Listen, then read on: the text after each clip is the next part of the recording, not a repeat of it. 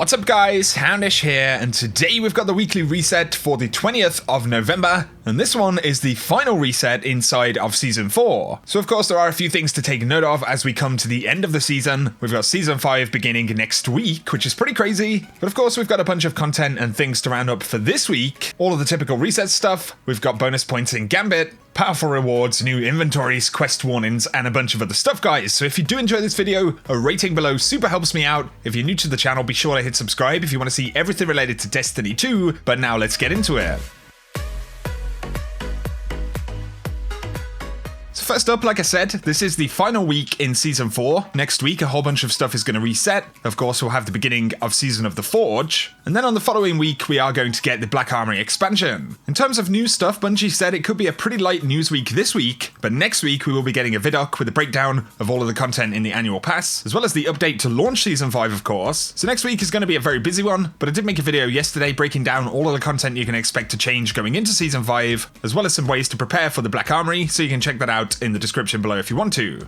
So jumping into this week's reset, I should mention, this week is the final week to do the Master Ives quest to pick up the Thunderlord. After that, it will become available as a normal exotic drop, so just bear that in mind for this week in case you haven't picked it up already. But on the director, we've got all of our normal stuff, so we've got our Vanguard milestones and powerful gear right there. We have Gambit this week, and of course this week we do have double Infamy throughout the week, and then there will be triple Infamy starting on the reset on Friday over the weekend, so lots of Infamy points this week. If you're looking to grind Gambit, it's going to be a pretty good time, and of course, as we know, this is the final week of the season, so definitely bear that in mind. If you're wondering about the Crucible playlist this week, we actually have Breakthrough back, right there. I don't know if it's been added back into the competitive rotation, but you can play that mode this week if you really want to. The flashpoint this week is going to be Mercury, everyone's absolute favorite, so powerful rewards and heroic adventures available on Mercury this week. Of course, we have our normal milestones and challenges in the tower, as well as the Dreaming City, and then we come over to the Vanguard right here. We've got our typical weekly and daily stuff, and for the Nightfalls this week, we have the option of Warden of Nothing,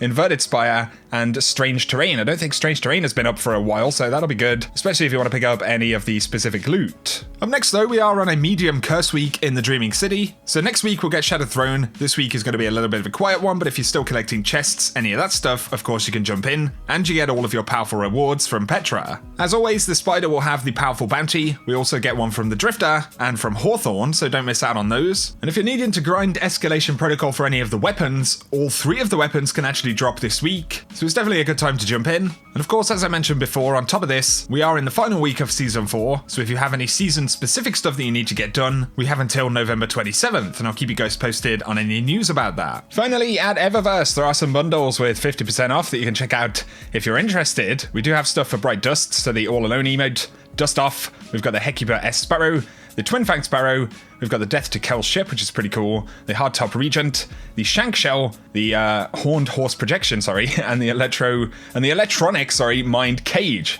Man, I cannot read, apparently. We've also got a couple of ornaments, the Pride of Omelon for the Cold Heart and the Coupe Domain for the Soros Regime, shaders, transmat effects, and all that good stuff. And we do have the Prismatic Matrix right here, so just to take a quick look, if you want to get any of the items in this matrix, you do have a chance to pick them up this week by using the Prismatic Facet. For today though, guys, that is going to summarize the video. I hope you have enjoyed it or found it useful. If you have, a rating really helps me out below. If you're new to the channel, be sure to hit subscribe to see a lot more Destiny content. Check out my sponsor over at Into the AM, who have some really cool clothing in their store. We've got some really unique graphic print shirts, hoodies, accessories, and a bunch of other stuff, and you can save 10% using code Houndish if you like any of it. That link will be down below. But for now, guys, I appreciate tuning in, and whatever you get up to, I hope you have an awesome day.